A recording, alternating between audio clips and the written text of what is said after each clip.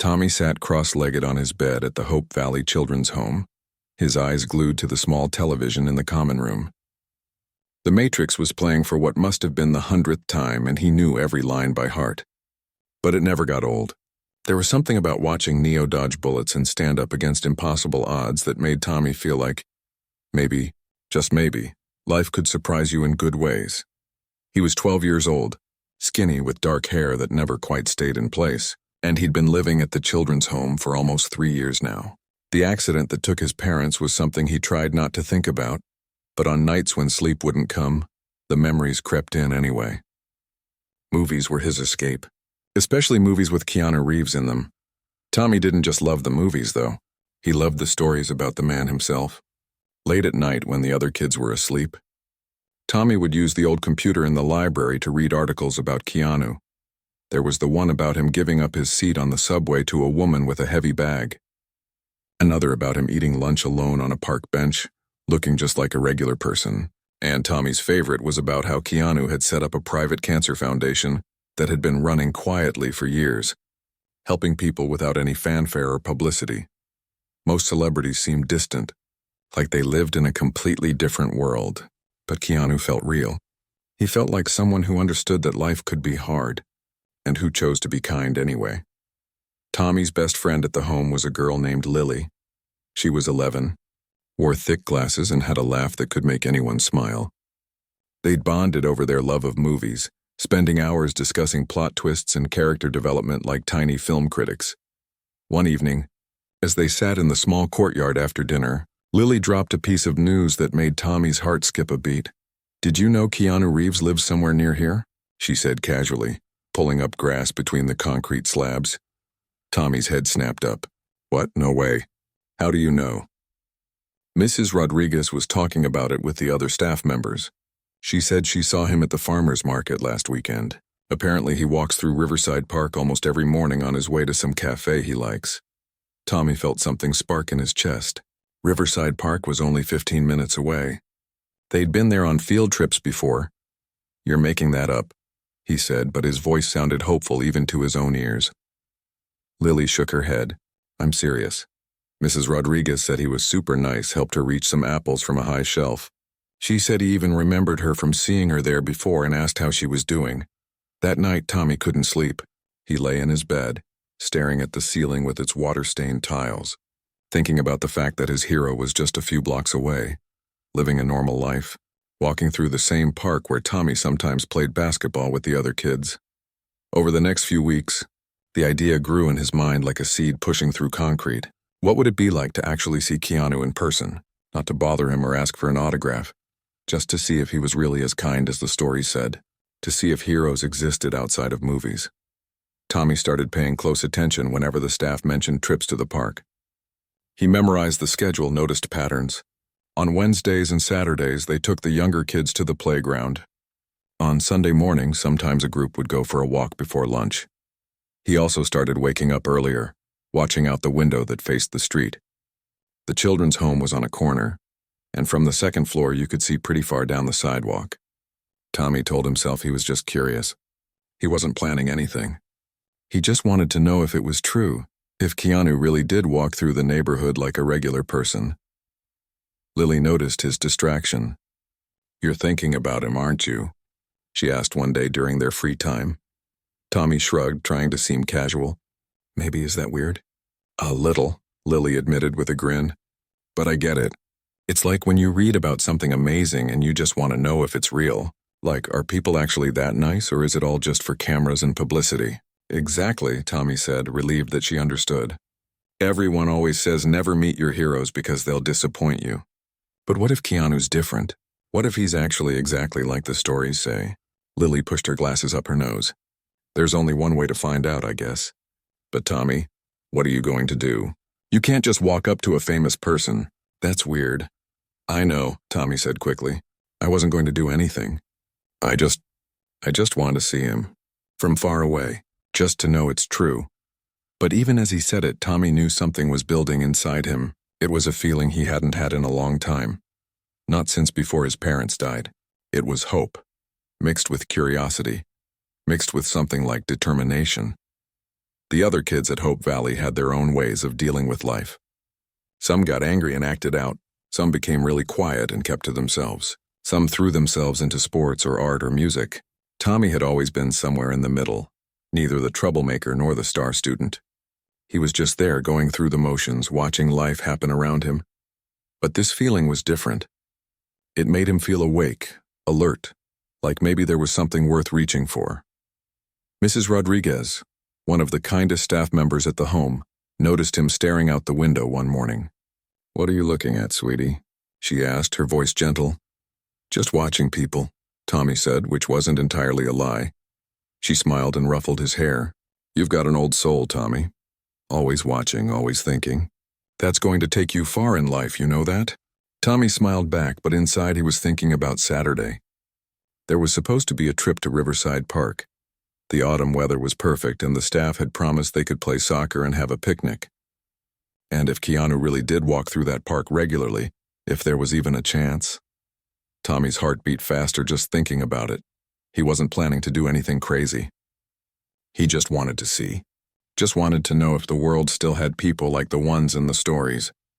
The ones who chose kindness when they didn't have to. Who helped others without expecting anything in return. Saturday felt impossibly far away, but it was coming. And Tommy, quiet, careful Tommy who never broke the rules, found himself making a decision that would change everything. He was going to find out if heroes were real. Saturday. Morning arrived with golden, autumn sunlight streaming through the windows of Hope Valley Children's Home. Tommy had barely slept, his mind racing with possibilities and nervous energy.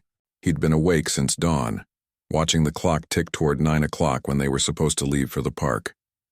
Mrs. Rodriguez and 2 other staff members, Mr. Chen and Miss Paula, were organizing the group. There were 15 kids going, ranging from 6 years old to 13. Tommy made sure to stay in the middle of the pack. Not too eager, not too reluctant, just normal. Just another kid excited about a trip to the park. Lily caught his eye as they lined up by the door. She raised her eyebrows in a silent question. Tommy pretended not to understand and looked away. He hadn't told her about the plan forming in his head, mostly because he wasn't entirely sure he'd go through with it. The walk to Riverside Park took about 20 minutes.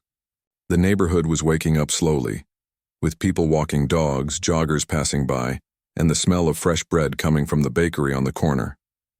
Tommy loved this time of morning. Everything felt possible before the day really started. The park was beautiful in autumn. The trees were showing off their colors, orange and red and yellow leaves creating a canopy overhead. Some had already fallen, crunching under their feet as they walked.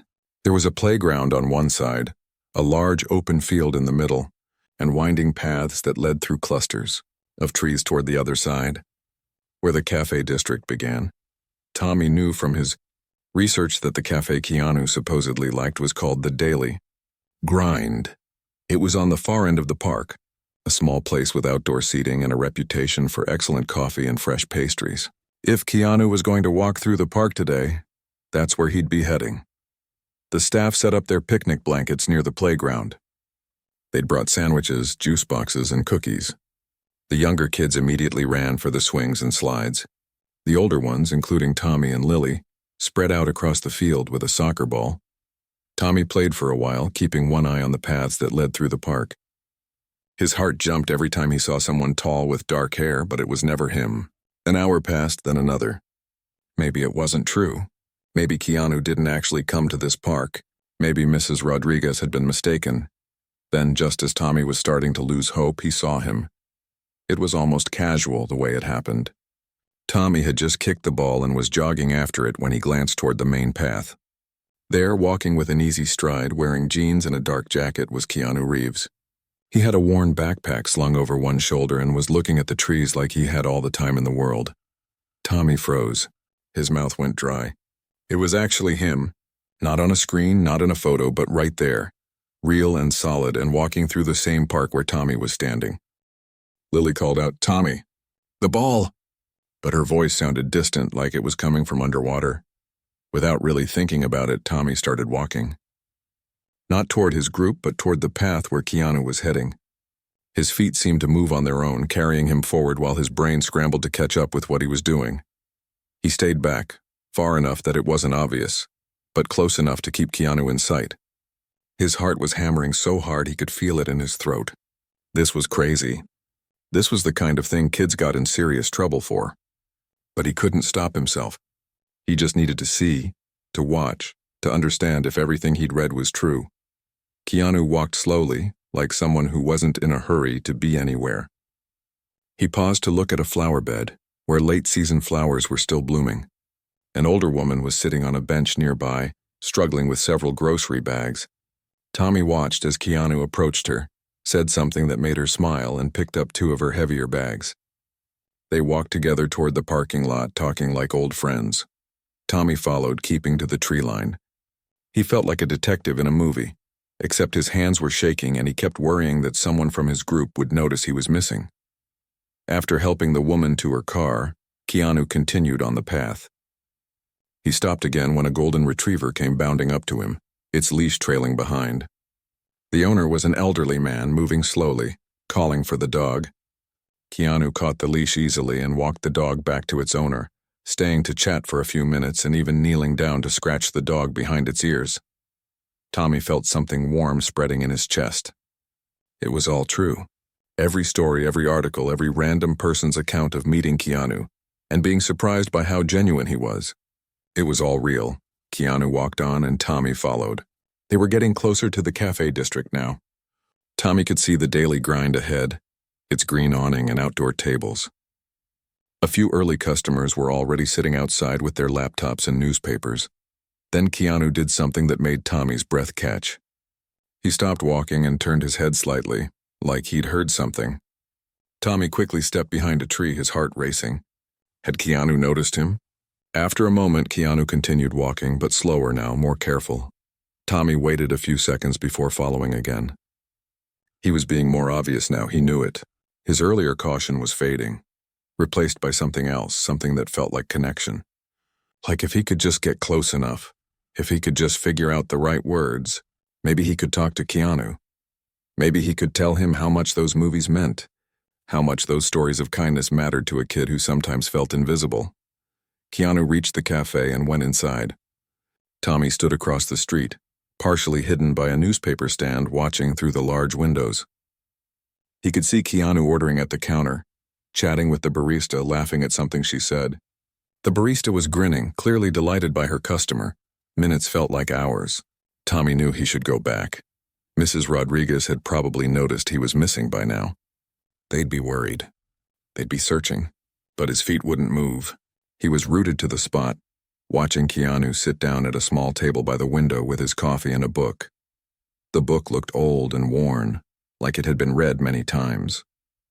Keanu seemed completely absorbed in it, occasionally taking a sip of his coffee, turning pages carefully. He looked so normal, so regular, just a person enjoying a quiet Saturday morning with a book and coffee, like millions of other people around the world. But he wasn't just any person. He was someone who'd been through terrible losses, who'd faced grief that would break most people, and who'd chosen to respond with kindness, who'd made a career playing heroes but was more heroic in real life than any character he'd portrayed. Tommy felt tears prickling at his eyes and didn't understand why. Maybe it was relief that goodness existed. Maybe it was sadness that he had to see it from a distance instead of experiencing it up close. Maybe it was just the weight of everything he'd been carrying for 3 years. All the grief and loneliness and trying to be okay when he didn't feel okay. Time passed. Tommy couldn't have said how long. 20 minutes, 30? The sun was getting higher, warmer. More people were filling the streets and sidewalks. Finally, Keanu closed his book and stood up. He threw his empty cup in the recycling bin, something Tommy noticed and filed away as another small act of care. Then he headed for the door. This was it. Keanu was going to walk right past where Tommy was standing. The moment felt huge, like the universe was lining things up for something to happen. Tommy stepped out from behind the newspaper stand. He didn't have a plan. He just knew that if Keanu walked by without seeing him, without knowing he existed, Tommy might regret it forever. Their eyes met. Keanu stopped walking. His expression shifted from casual contentment to mild concern. then something softer. Recognition. Maybe not of Tommy specifically, but of something in his face. The look of a kid who was far from where he should be, who'd been following someone and was now standing there with tears in his eyes and nowhere to hide. For a long moment, neither of them moved. The busy street continued around them, people passing by without noticing the strange tableau. A famous actor and a 12-year-old orphan, looking at each other across a sidewalk in autumn sunlight. Then Keanu did something Tommy would never forget. He smiled. Not a big Hollywood smile, but something small and genuine and kind. And he walked over. Keanu stopped about 3 feet away from Tommy, close enough to talk comfortably but far enough to not feel overwhelming. He tilted his head slightly, his expression warm but concerned. "Hey," he said simply. His voice was exactly like in the movies, but softer somehow, more real. "You okay?" Tommy opened his mouth, but no words came out. His mind had gone completely blank. All the things he'd imagined saying, all the careful sentences he'd rehearsed in his head late at night vanished like smoke. He just stood there, probably looking ridiculous, with his eyes wide and his hands shaking. Keanu didn't seem bothered by the silence. He glanced around, taking in the situation, then looked back at Tommy with those kind eyes that somehow made you feel like you mattered. "I noticed you've been following me," Keanu said gently. "Through the park and then here. Are you in some kind of trouble? Do you need help?" The direct acknowledgement broke through Tommy's paralysis. "No," he said quickly, his voice coming out higher than normal. "I mean, I'm not in danger or anything. I just—" He trailed off, feeling his face burn with embarrassment. "You just wanted to see if the stories were true?" Keanu offered, and there was no judgment in his voice, just understanding. Tommy's eyes widened. "How did you know?" Keanu smiled that small smile again. "It's not the first time someone's followed me around. Usually it's photographers or reporters, but sometimes it's someone who just seems curious. You don't have that pushy energy, though. You look more scared than anything else." He paused. "I'm not upset if that's what you're worried about. But I am a little concerned about where you're supposed to be right now." The mention of where he should be made Tommy's stomach drop. The park. The picnic. Mrs. Rodriguez and the others probably freaking out by now, calling everyone, maybe even the police. He'd been so caught up in the moment that he'd forgotten about the consequences waiting for him. "Oh no," Tommy whispered, the reality crashing down on him. "I was supposed to stay with my group. We're from Hope Valley Children's Home. They took us to the park for a picnic, and I saw you and you followed me," Keanu finished. His expression became more serious. "Okay. How long ago did you leave them?" Tommy checked the cheap watch on his wrist, another hand-me-down from the donation box. His heart sank. "Almost an hour." Keanu pulled out his phone. "They're probably really worried. Do you know the number for the home?" Tommy did. He'd memorized it years ago, along with all the other important numbers they'd made him learn. He recited it, watching as Keanu dialed. The wait felt eternal. Then someone answered. "Hello, this is Keanu Reeves," Keanu said, and Tommy could hear the panic in the voice on the other end even though he couldn't make out the words. "I'm calling because I have one of your kids here with me. Tommy. He's safe, he's not hurt, but I think you've been looking for him." A pause. "We're at the Daily Grind Cafe on Riverside Avenue. Yes, I'll stay with him until you get here." He hung up and looked at Tommy. "They're on their way." Mrs. Rodriguez sounded very relieved. "And also like she's going to have a lot to say to you when she gets here." Tommy nodded miserably. "I'm going to be in so much trouble." "Probably," Keanu agreed, but not unkindly. "Want to tell me why you did it?" Why following me was worth getting in trouble. They were still standing on the sidewalk, people passing by, some doing double takes when they recognized Keanu. He seemed oblivious to the attention, focused entirely on Tommy. Tommy took a deep breath. Now or never. If he was already in trouble, he might as well tell the truth. "I've lived at Hope Valley for 3 years," he started, "since my parents died in a car accident. And it's not a bad place, the people there are nice, but sometimes it feels like I'm just going through the motions, you know? Like I'm just waiting for life to start happening instead of actually living it." Keanu's expression softened even more, and he gestured to a bench nearby. "Let's sit. We've probably got at least 10 minutes before they get here." They sat down together and Tommy continued. "I watch a lot of movies, especially your movies. The Matrix, John Wick, even the older ones. And at first it was just because they're good. But then I started reading about you, About the things you do when the cameras aren't around. The internet stories, Keanu said with a slight grimace. They exaggerate a lot of that stuff. Maybe, Tommy said. But I saw you today, helping that lady with her bags, catching that dog, just being nice to people like it's the easiest thing in the world. And I needed to know if it was real. If people like you actually exist outside of movies and stories. Keanu was quiet for a moment, looking out at the street. When he spoke, his voice was thoughtful. Can I tell you something? People think kindness is this big, dramatic thing, like you have to save the world or donate millions of dollars. But mostly it's just small choices. Helping someone with their bags because you can. Stopping to pet a dog because it makes both you and the dog happy. It's not about being special or famous. It's just about paying attention to the people around you. But you've had really hard things happen, Tommy said, the words tumbling out before he could stop them. I read about your daughter and your girlfriend and all the loss you've been through.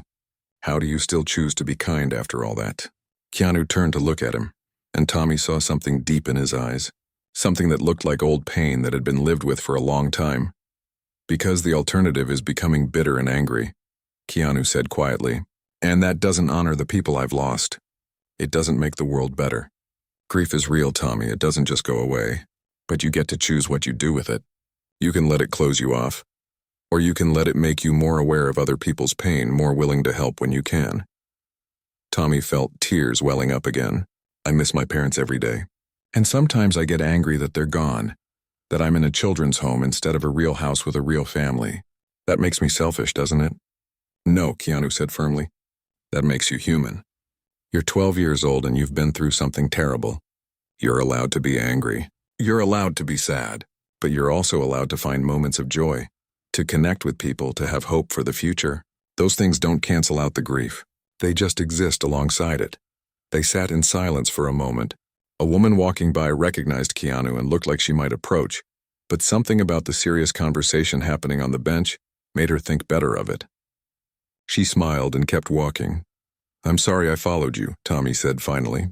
That was creepy and wrong. I just felt like if I could see you, if I could prove to myself that good people exist, then maybe I could believe that good things might happen to me too.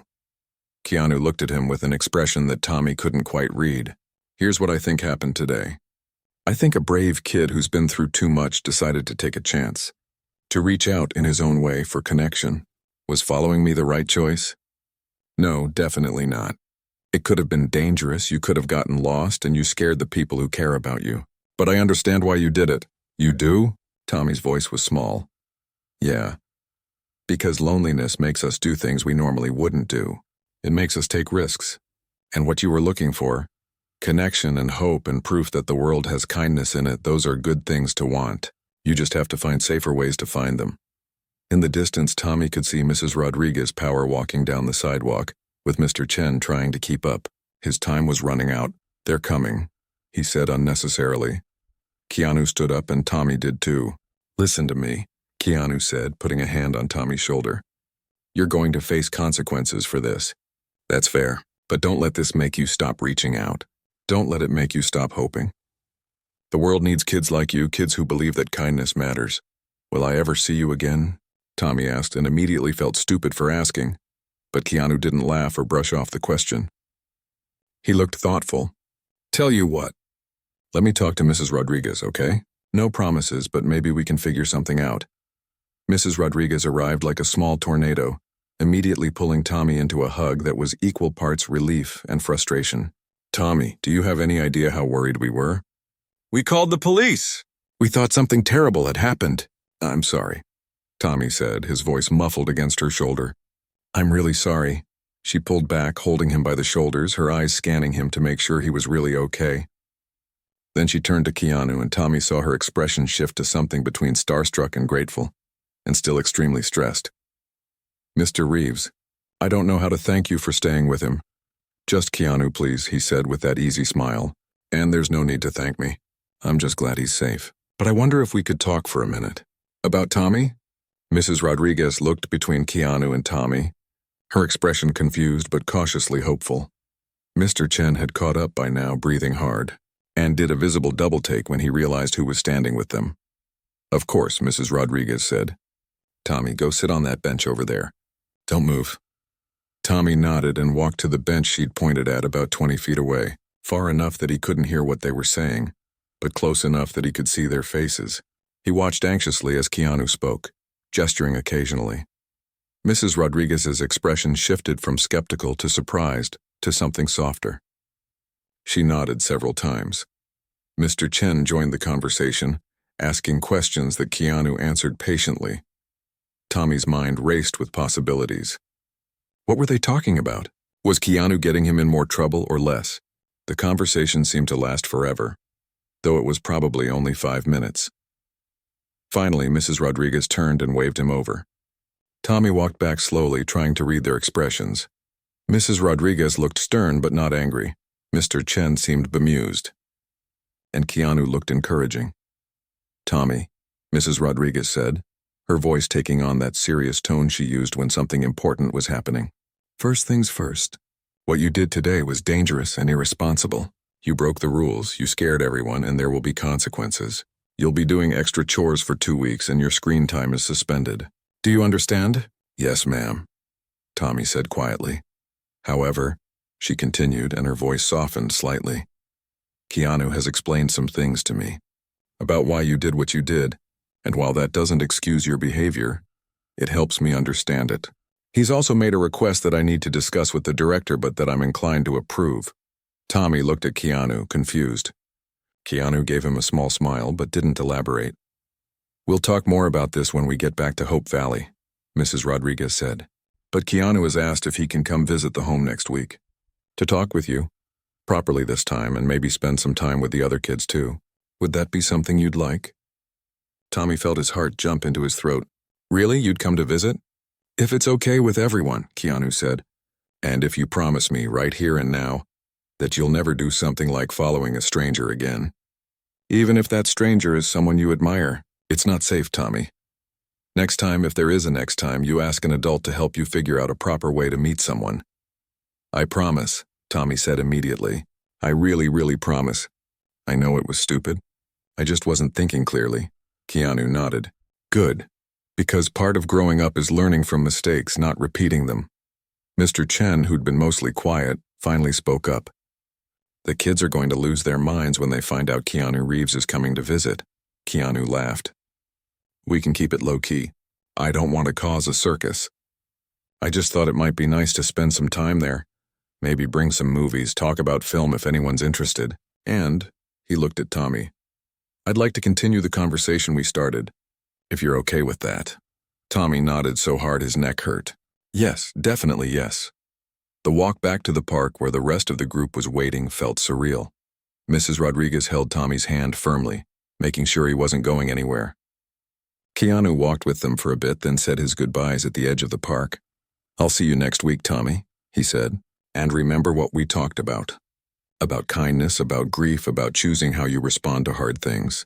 Keep thinking about that." "I will," Tommy promised. Watching Keanu walk away felt like watching a movie end, except this time the story was going to continue. Tommy had a week to process everything that had happened, everything that had been said. The other kids mobbed him when they got back to the picnic area. Lily was first, grabbing his arm and pulling him aside while the adults dealt with packing up. "Where did you go?" she hissed. Everyone was freaking out. Mrs. Rodriguez was crying, Tommy. Actually crying. "I know," Tommy said, feeling guilt wash over him again. "I messed up. But Lily, I saw him. I talked to him. And he's coming to visit next week." Lily's eyes went wide. "Wait, what? Who?" Keanu Reeves. "He's coming to Hope Valley." For a moment, Lily just stared at him like he'd grown a second head. Then she punched his arm. "You're the luckiest and stupidest person I've ever met." "What even happened?" Tommy spent the rest of the afternoon telling her the story, leaving out the more personal parts of the conversation. Some things felt too private to share, even with his best friend. The things Keanu had said about grief and kindness, those were for Tommy to think about on his own. The ride back to Hope Valley was quiet. Some of the younger kids had fallen asleep, tired from playing. Tommy sat by the window watching the city pass by, his mind replaying every moment of the encounter. That evening after dinner, Mrs. Rodriguez called Tommy into her office. It was a small room cluttered with papers and photos of former kids who'd aged out of the system or been adopted. She gestured for him to sit in the worn armchair across from her desk. "How are you feeling?" she asked, not as a formality, but like she genuinely wanted to know. "Confused," Tommy admitted, "and guilty for scaring everyone, and also kind of amazed that everything that happened was real." Mrs. Rodriguez nodded. "I spoke with Director Williams. Keanu is welcome to visit next Saturday. But Tommy, I need you to understand something. This isn't going to become a regular thing. Keanu is a busy person with his own life. He's being incredibly kind to offer his time. But you can't build your hopes around the idea that he's going to become some permanent fixture in your life." Tommy felt something deflate in his chest. "I know, I wasn't expecting that. I just want you to be realistic," she said gently. "People like Keanu, they come into our lives briefly, make an impact, and then move on. And that's okay. That's still valuable. But you can't let one conversation with a celebrity replace all the other work you need to do. The work of processing your grief, of building relationships with people here, of planning for your future." "I understand," Tommy said. And he did, mostly. But part of him still felt like something had shifted today, like a door had opened that he'd thought was permanently locked. Mrs. Rodriguez studied him for a moment. "What did you two talk about when you were waiting for us to arrive?" Tommy thought about how to answer. "He told me that kindness is about small choices, and that grief doesn't just go away, but you get to choose what you do with it, that you can let it make you bitter or let it make you more aware of other people's pain." Mrs. Rodriguez's eyes glistened. That's wise advice, from someone who's clearly lived through his own share of pain. "He gets it," Tommy said. "Not everyone does. Some people want you to just get over it and move on, but he understands that it's always there, you just learn to live with it." "Yes," Mrs. Rodriguez said quietly. "That's exactly right." The week that followed was strange. Word spread through Hope Valley that Keanu Reeves was coming to visit, though Tommy never figured out who leaked it. The younger kids were excited in that chaotic way kids get about famous people, asking him a million questions he couldn't answer. The older kids were more skeptical, like they didn't want to get their hopes up in case it fell through. Tommy spent his extra chore time thinking about the conversation. About kindness as small choices, about grief and how you carry it, about connection and hope and bravery. He started noticing things he hadn't before. The way the cook always made sure to save the corner pieces of brownies for the kids who liked them. The way one of the older teenagers, Derek, helped the younger kids with their homework without being asked. The way people took care of each other in small, quiet ways. Maybe Keanu was right. Maybe kindness wasn't about grand gestures. Maybe it was about paying attention. Lily found him in the library on Thursday evening. "You've been weird all week," she announced, flopping into the chair next to him. "Weirder than usual." "I've been thinking," Tommy said. "Dangerous," she teased. But then her expression got serious. "Are you okay?" "I mean, really?" Tommy considered the question. "I think so. More okay than I've been in a while, actually. That's weird, right? I got in trouble, I scared everyone, but somehow I feel better than I did before." "Maybe because you did something," Lily suggested, "instead of just thinking about doing something. Even if it was the wrong thing, at least you tried." "That's what Keanu said. Kind of. He said loneliness makes us take risks, makes us reach out." Lily was quiet for a moment. "I get lonely too sometimes. Even though we're all here together. It's like being in a room full of people but still feeling alone." "Yeah," Tommy said. "Exactly like that." "Do you think he'll really come?" Lily asked. "On Saturday?" "Mrs. Rodriguez says he will. She talked to him twice this week to plan it out." "What if he doesn't live up to your expectations?" Lily asked. "What if knowing him in real life ruins what you imagined?" Tommy thought about that. "I don't think it will. He's already real to me now. Not perfect, not a movie character, just a person who tries to be kind. That's actually better than what I imagined." Saturday came faster than Tommy expected. He woke up early, nervous energy making it impossible to sleep. The whole home felt different, charged with anticipation. Even the staff seemed excited, though they were trying to play it cool. At 10 o'clock, right on time, there was a knock at the door. Director Williams answered it, and there was Keanu, wearing jeans and a casual shirt, carrying a bag that clinked with what sounded like glass bottles. He smiled when he saw Tommy in the background. "Hey, Tommy, ready for that conversation?" Keanu stepped into Hope Valley Children's Home like he belonged there. greeting Director Williams warmly and shaking hands with the staff members who'd gathered in the hallway. Tommy hung back, suddenly shy now that the moment was actually here. This was different from the impulsive encounter at the cafe. This was planned, real, and somehow that made it more intimidating. "I brought some sodas," Keanu said, holding up the bag. "And I wasn't sure what kids your age are into these days, but I figured we could watch a movie together later, if that sounds fun. Maybe something that's not one of mine." He grinned. "I promise I'm not that self-absorbed." The kids who'd been peeking around corners and doorways started emerging like nervous animals approaching something unfamiliar. Lily was one of the first, pushing her glasses up her nose and trying to look casual even though Tommy could tell she was starstruck. Director Williams, a tall woman with silver hair and laugh lines around her eyes, took charge. "Why don't we gather in the common room? We can do proper introductions there." The common room at Hope Valley was the heart of the home. It had mismatched couches donated by various people over the years, a large TV, bookshelves stuffed with worn paperbacks, and walls covered in artwork from current and former residents. It wasn't fancy, but it was comfortable and lived in. 15 kids ranging from age 6 to 15 filed in and found seats. Keanu sat on the floor cross-legged, which immediately made him seem less intimidating. Tommy sat on the couch nearby with Lily on one side and a younger kid named Ben on the other. "So," Keanu started, looking around at all the faces watching him, "I'm going to be honest with you all. I'm not here because I think you need saving or because I feel sorry for you. I'm here because I met Tommy last week and talking with him reminded me that everyone has a story. And sometimes those stories connect in unexpected ways. Are you going to adopt him?" A 10-year-old named Casey blurted out. Several kids gasped and Tommy felt his face burn. Keanu's expression became gentle. "No, that's not what this is about. And I know that might be disappointing to hear, but I think it's important to be honest. What I'm hoping to do is spend some time here, get to know you all, and maybe become someone you can talk to sometimes. If you want that, like a mentor?" asked Derek, one of the older teenagers who usually acted too cool for everything. "Yes, something like that. But less formal, more like a friend who checks in, who you can reach out to if you need advice or just want to talk about movies or life or whatever." Mrs. Rodriguez, who was sitting in the corner taking everything in, smiled.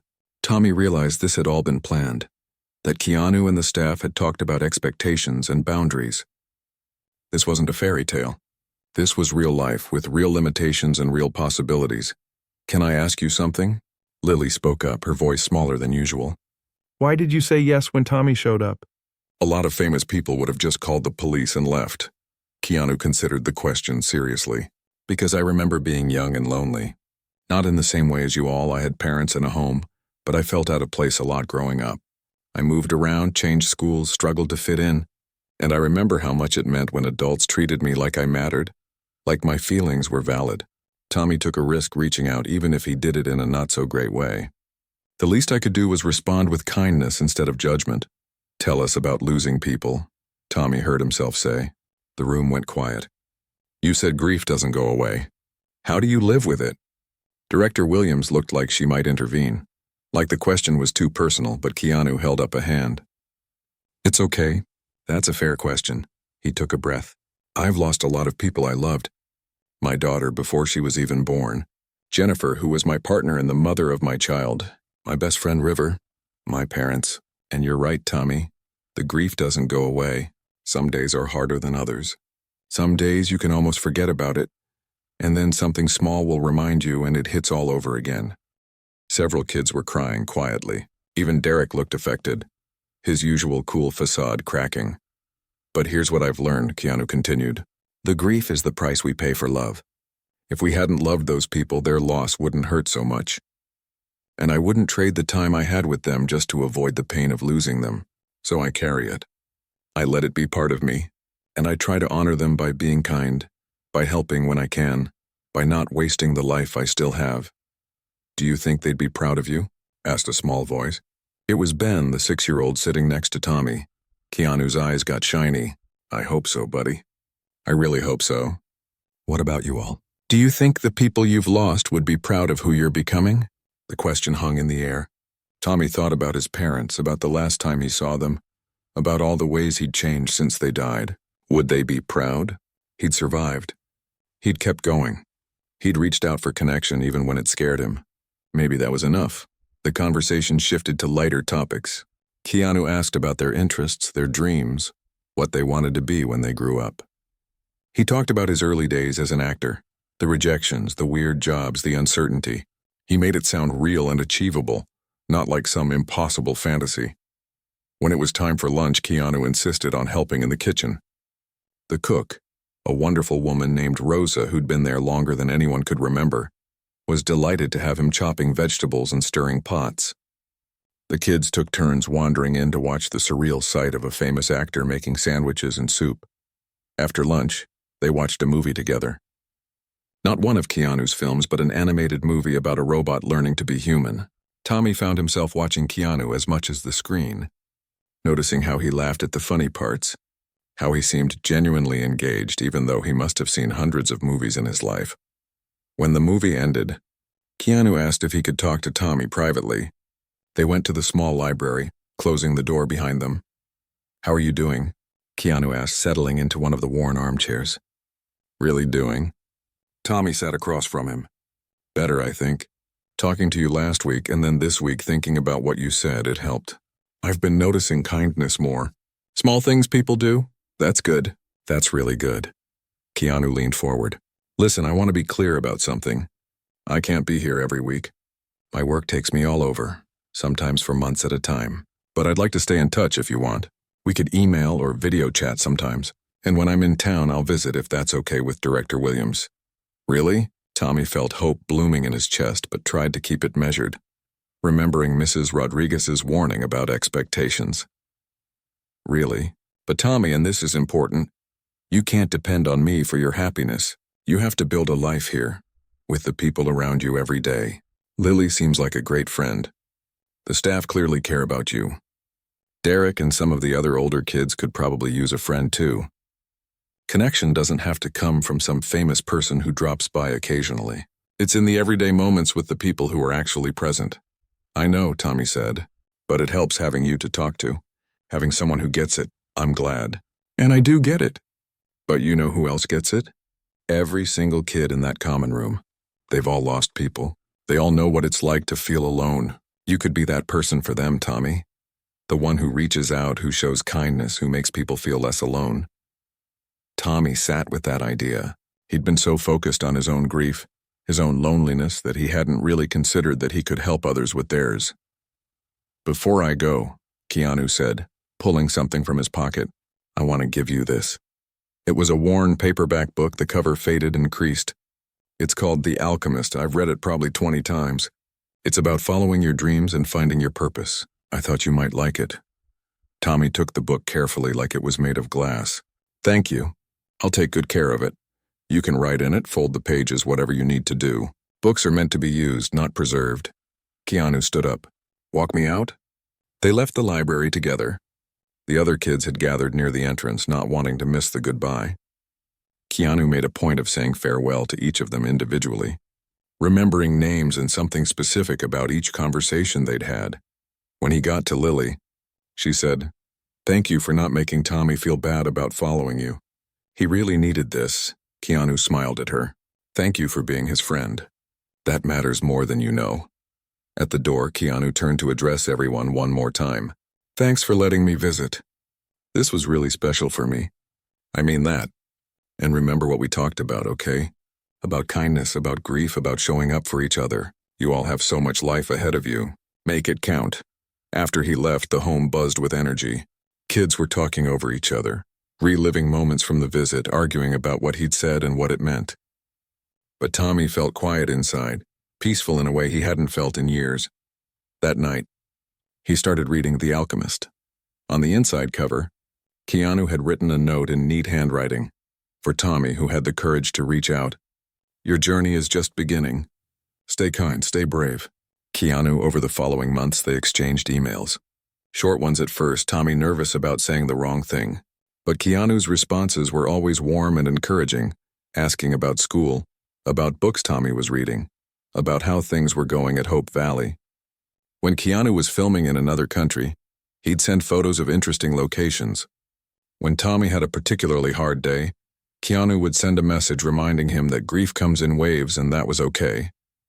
True to his word, Keanu visited 3 more times that year. Each visit was different. Once he brought a cinematographer friend who did a workshop on filmmaking. Another time he just showed up with pizza and played board games. The visits weren't long, just a few hours, but they mattered. But something even more important happened. Tommy started paying attention to the people around him. He noticed when Casey was having a bad day and sat with her. He helped Ben with his reading homework. He and Derek started a movie club, watching films and discussing them like the film critics Tommy had always wanted to be. He started writing too, keeping a journal about his observations, about kindness, about the small moments that made life worth living.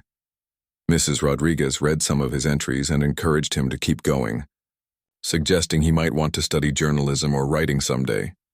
A year after that first encounter, a local news station heard about Keanu's visits to Hope Valley and wanted to do a story. Director Williams asked Tommy and the other kids if they'd be comfortable with it. After talking it over, they agreed, thinking it might help other children's homes get support and attention. The interview was simple.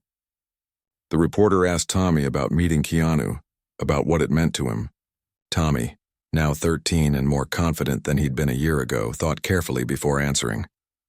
"He showed me that heroes are real," Tommy said, "not because they're perfect or because they save the world in dramatic ways, but because they choose kindness, especially when they're hurting too. And he taught me that I could be that for other people. That we all can." The interview went viral, not because it was dramatic or sensational, but because it was genuine. People responded to the simple truth of a kid who'd been hurting finding hope, and an actor who'd been through tremendous loss choosing to help. Keanu called Tommy after the interview aired. "You did great, but more importantly, you meant what you said. I can tell you're living it, not just saying it." "I'm trying," Tommy said. "Some days are easier than others. That's all any of us can do. Keep trying. Keep showing up. Keep being kind." Years later, when Tommy was 17 and preparing to age out of the system, Keanu helped him apply to film schools, not by pulling strings or making calls, but by reading his application essays, giving feedback, encouraging him to tell his story honestly. Tommy got into his top choice school with a scholarship. At his graduation from Hope Valley, a small ceremony they did for kids who were leaving, Tommy gave a speech. He talked about loss and loneliness, about the unexpected ways people come into your life, about kindness as a choice you make every day. "Someone once told me that grief doesn't go away, but you get to choose what you do with it," he said, looking at the younger kids who'd be staying after he left. "You can let it make you bitter, or you can let it make you more aware of other people's pain, more willing to help, more determined to add good to the world instead of more hurt." Lily, sitting in the front row with tears streaming down her face, gave him a thumbs up. That evening, Tommy got a text from Keanu. "Proud of you, not because you're graduating, though that's great, but because of who you've become. Keep going. The world needs people like you." Tommy looked around the common room one last time, at the mismatched furniture and the artwork on the walls, at the kids playing cards and doing homework and just being kids. He thought about the scared 12-year-old who'd followed a stranger through a park because he needed proof that kindness existed. He'd found it. Not just in one person, but in 100 small moments, in Rosa's cooking and Mrs. Rodriguez's patience and Derek's unexpected friendship.